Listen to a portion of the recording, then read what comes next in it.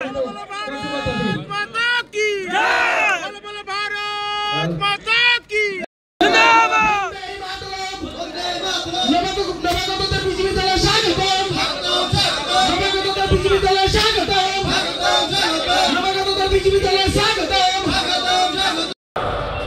তো মন্ত্রী ছিল,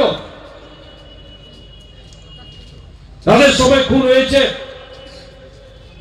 পরিমল শাহ থেকে শুরু করে মধুসূদন শাহ থেকে শুরু করে বহু এমএলএ খুন হয়েছে।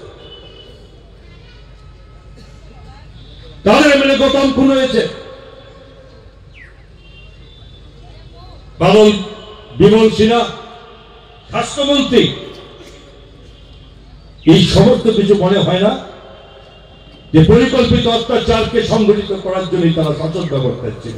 আর তাদের মুখে শোভা পায় না, তাদের মুখে শোভা পায় না যে বিচার নেই।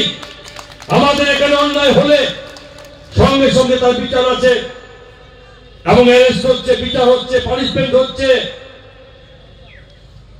আমরা একবারও বলিনি সমস্ত মুছে গেছে, হতে পারে কিন্তু বিচার হবে।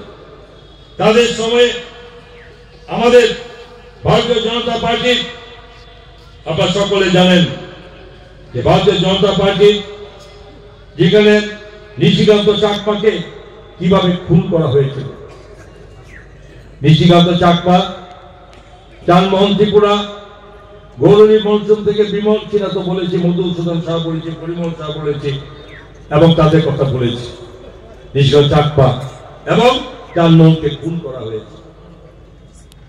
ছোটখাটো ঘটনা, ছোটখাটো ঘটনা বলুন, ধিক্কার জানানো উচিত।